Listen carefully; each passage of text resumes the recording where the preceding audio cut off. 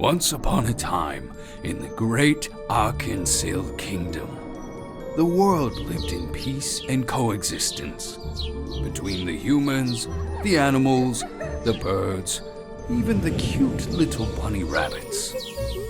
It was an age of prosperity without anything to fear of war, famine, catastrophe. It was so very boring. So boring, in fact, that even the devil himself was bored brainless. The devil dreamed of bloodshed, pestilence, suffering on a cosmic scale. So, he devised a plan to make things in Arkansas a little more entertaining. The devil unleashed the curse of the eternal night, a powerful spell that conjured mindless, soulless, heartless monsters across the world. The monsters lay waste to every city, every home, every leaky outhouse, and backwater town in the kingdom. It was beautiful, but for some reason, the humans quite enjoyed their safe, boring little lives. They couldn't handle a few pesky monsters coming in and tearing them all limb from limb. So, they called upon their champion, the mighty wizard. A sorcerer with the skill and intellect to break the curse and usurp the devil's power. The wizard departed his luxurious tower and his studies to find the power he needed to break the curse of the eternal night. Very well, the devil said. Two can play that game. And who knows, this might be the fun I've been looking for. So in response to the wizard's quest, he called upon a champion of his own. Stingy Jack, history's greatest trickster and con artist, banished to wander the world as a wayward spirit. The devil crammed Jack's soul into the skin of a pumpkin and made him a deal. The devil would forgive Jack's past misdeeds and grant him passage to the afterlife. And in return, he gave Jack one simple mission: find the wizard and destroy him.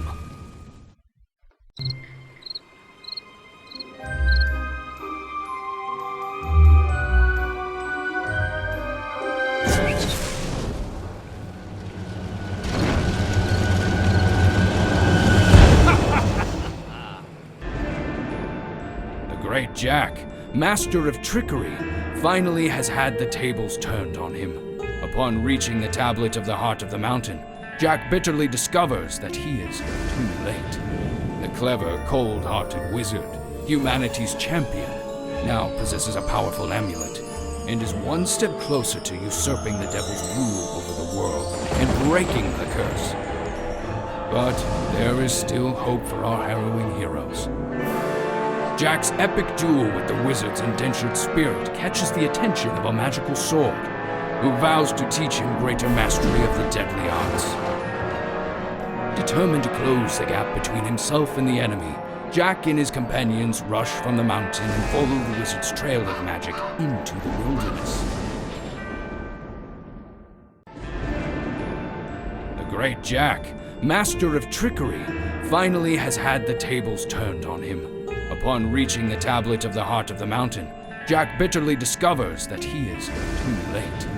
The clever, cold-hearted wizard, humanity's champion, now possesses a powerful amulet and is one step closer to usurping the devil's rule over the world and breaking the curse. But there is still hope for our harrowing heroes.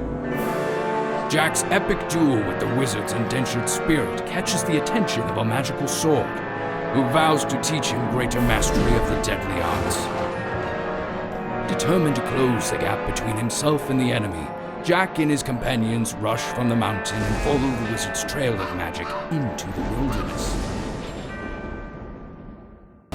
What a misstep. In their hubris to hunt down the wizard, Jack and his avian accomplices followed the only trail available that they could find in the woods.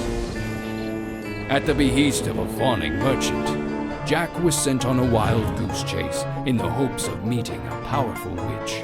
Traversing the merciless landscape on horseback, and with the help of an ignoble ferryman, Jack's efforts soon paid off, and he met with the witch, only to have his own head stolen for their supper. With the assistance of the cowardly crow, Jack was reunited with his body. And now, with the wizard's trail run cold, Jack and his companions have only instinct and gumption to guide them. They hurry to follow the sounds of cannons and gunfire to find a city at war. The tides are finally starting to turn for Jack and his team. Finally, they're catching up to the cold-hearted wizard, much to his unrelenting anger. Discovering a human city fighting to keep the devil's monsters at bay, Jack barges inside as a conquering hero to the darkness. Even with the soldiers doing everything they could to stop Jack from getting inside the city, Jack broke through their defenses and laid siege to the castle town. But as he broke into the city, so did the mindless monsters outside. Now caught in the middle of war for the heart of the city, Jack was forced to slay the mighty door and crush the humans' resistance at the same time. But his efforts have surely paved the way to victory, as the gates have been opened to a massive cemetery beyond the city. Amongst the tombstones and coffins, Jack is sure to find the key to tracking down the conniving wizard.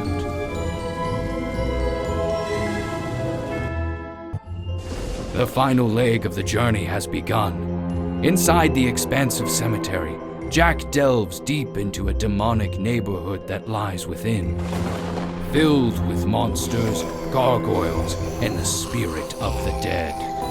Jack meets with the architect, an agent of the devil sent to deliver Jack to the wizard's destination with the power of the 7 deadly sins, long since plugged by humanity's virtuous knights. Destroying 6 of the idols restricting the power of the sins, Jack slays the embodiment of gluttony itself to unseal the power of the sins, the greatest force of evil known throughout history.